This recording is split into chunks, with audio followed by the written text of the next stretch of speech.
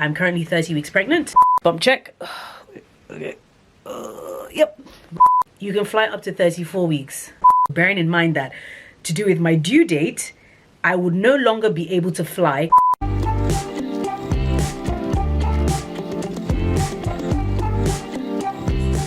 Hi guys, welcome back to my channel. If this is your first time on my channel, my name is Marcy Dolapo and make sure you subscribe. Yeah, so I've got makeup on.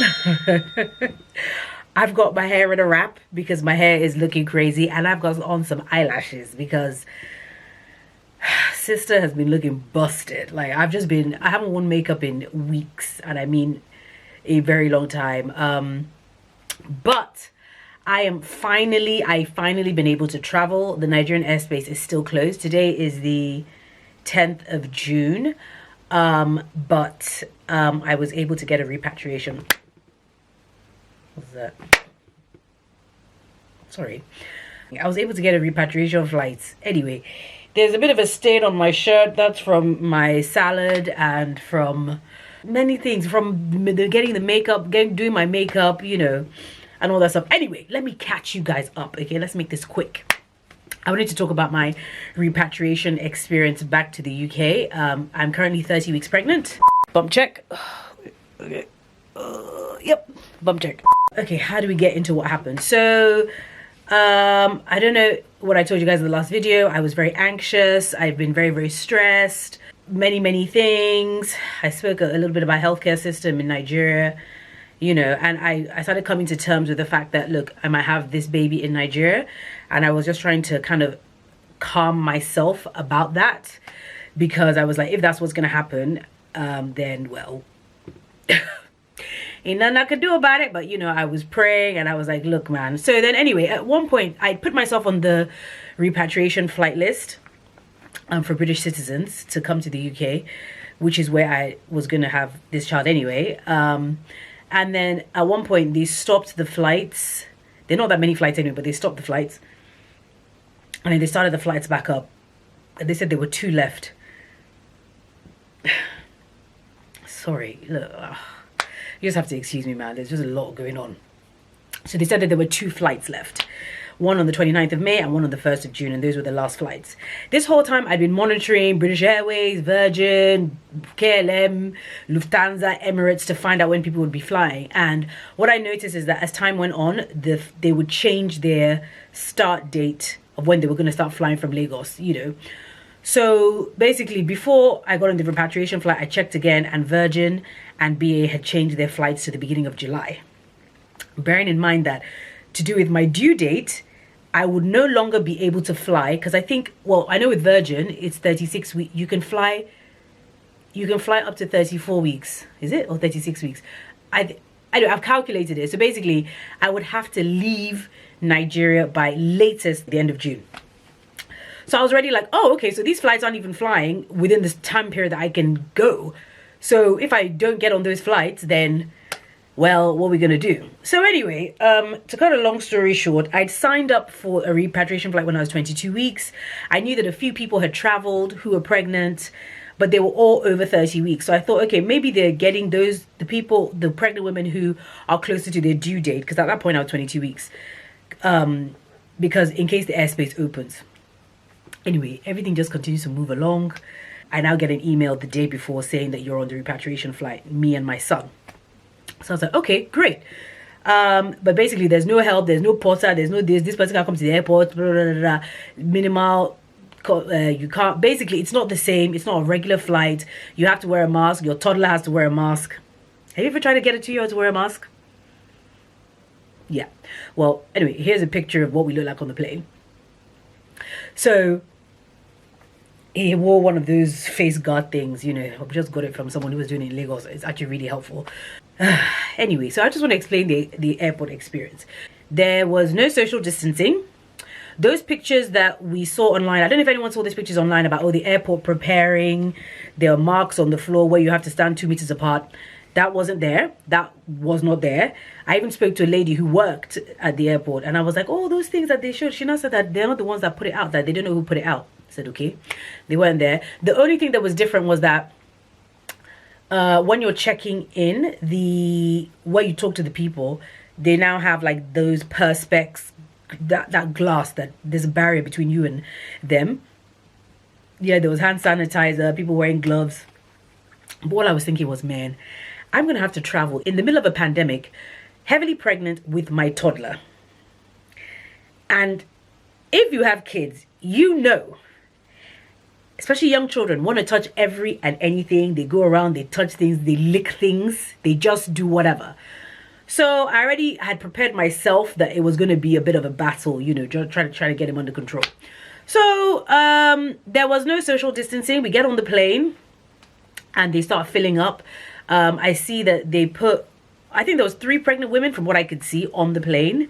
Economy was full. They put us in premium, and then there's upper class. I saw a couple of people walking around upper class. I thought that's interesting. I wonder how they've decided to do it. And because you don't get to pick a seat, because you just all pay a minimum fare, basically. You pay 400 and something pounds, basically. And then the 2 ladies get upgraded to business. So man, I was thinking, I want them to come and ask me, because me too, I'm pregnant. They should come and ask me to upgrade. But I'm like, my child will not sit, like, I don't know if you know virgin upper class, it's not like BA. It's like the way the chairs are funny. It's not conducive for a child, because your child wants to be close to you, or especially a small one, and wants to be near you. And if they don't see you, and then basically the child has to sit down, or else they can't take off, which has happened to us before, but that's a story for another day. So anyway, but they don't ask, which is fine. And I think it probably is to do with the fact that I have got a toddler. So I was secretly, you know, when it's like, you want them to ask you because you won't turn it down, but then you're just thinking, is it worth that stress? But they don't ask, and it's fine. And you know what? I think it was definitely for the best, because I mean, okay, I'll go sit in a different class, and how comfortable will I be? I won't be able to just lie down and sleep, because hello, I've got to take care of him, so it's fine. Anyway, my son is a champion. He was so good. I mean, a little few things here and there. Obviously, he was so good, so well behaved. Oh, sorry, how did I forget? There was no social distancing on the plane. There was no social distancing on the plane. So as the plane was filling up, at first it was like, okay, me and my son were on the side, and then there was a guy in the middle row, kind of next to me, but they put him in the middle. Then they kept saying that, oh, make sure you stay where we've given you your seats, because the UK government have done it on purpose, blah blah blah. So I was thinking, oh, they've like staggered people around the place or whatnot, all next to each other. Oh boy, first of all, the flight left late. By the time it left, it was full. Like, premium economy where we were sitting was full. Like, full. I could touch person here, I could touch the person behind me, I could touch the person in front of me. And I was like, I know we all have to wear masks, but the other thing was that, so there was no proper food, no hot food, no tea, no coffee. Everything was already like bottled, and then the food they gave us was just packaged food. So basically, I mean, I packed food for my son, because look, you just don't mess around with kids. But they gave us crisps and chocolates to eat. Crisps and chocolates for the 6-hour flights. Two portions of crisps and chocolates, and I think there was a croissant and some olives in a bag. And so I was like, right. I wonder if when these flights start moving properly, is this what flying is going to be like? Are we going to be having crisps and chocolate and packaged food, packaged sandwiches? Because we didn't even, did we get a sandwich? No, we didn't even get a sandwich. I made my son a sandwich. So that was interesting. Anyway, so because they already said there's going to be no porter, no help, no whatever. And I was just thinking, I have a toddler. I know when you get to Heathrow, we landed at Terminal 2. When you get to Heathrow, that it is a long walk. So I was like, okay, by the time I get off the plane and then they give me back his pushchair, I also was advised by a mentor of mine, God bless you, to not pack anything. Because it was like, okay, we're going to land late. We landed about 11 p.m. Bearing in mind that I'd been at the airport from 12 that afternoon. We're going to land and there's going to be no help. So do I also, like, he's going to be tired. Do I also want to be going and now waiting for luggage? Who will help me? I'll have pushchair, I'll have backpack, hand luggage with all his stuff in, and then I'll now be trying to drag my suitcase or suitcases when there's no one to help. So I just had a little wheelie hand luggage, and I think I was like out of the first 5 people to literally get out of the airport. So we get out, I put him in his pushchair because they bring it to the end of the walkway of the plane. Put him in there. I've given him my phone with YouTube, iPad. I can't remember. I just gave him anything to watch. Pushed. But like I was like Speedy Gonzalez. You would think I'd been doing exercise, right? I was not even out of breath. I guess it was just adrenaline. I was just like, I need to get home. Literally got out, got into a taxi, got home at midnight, and then he had a tantrum because he was so tired. But look, at that point, even me, I was just like, look, man. And then I put him in bed. He was asleep like that. So I am just so thankful and so grateful to have that option. I know not everyone has that option. And I am also at peace and at rest because I was very, very stressed. Yes, if I had to stay in Nigeria to have the baby, it is what it is, and I would have dealt with it the best way I could. But, you know, I was even talking to a friend today, and they were telling me that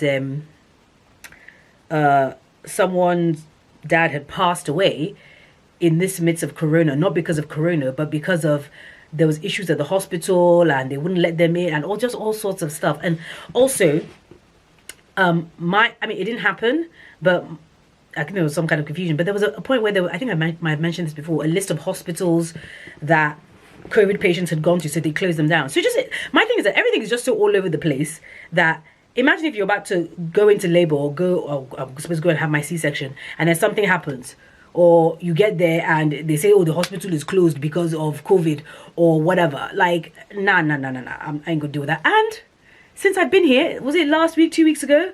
The government has cut the budget for health in the middle of a pandemic.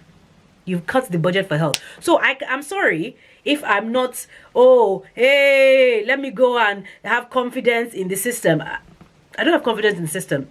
You know, and I just think I have to call a spade and call it like it is. And, you know, people can be like, yeah, well, because you can, whatever. I want to be safe and sound and happy and alive and have my children. Thank you. So you do you, boo. And yeah, that's it, basically. So I just want to talk about that and how my son is a superstar. He did really well. I mean, it was exhausting traveling with a toddler. I put so much hand sanitizer on that poor boy. I sprayed and sprayed and sprayed. I sprayed his chair, sprayed everything, sprayed his TV screen, sprayed everything because he kept touching stuff. And I was just like, oh my goodness, this is driving me mad. Like, you know, I don't want him to get anything. I can control myself. I can't control him. So, but, you know, it's really the grace of God because you can spray till the cows come home. You know, it's God that is saving us from all this. So, that's it. So I will speak to you guys soon with another video, let you know how I'm getting on. Peace, love, and blessings. And I'll speak to you soon. Take care. Bye.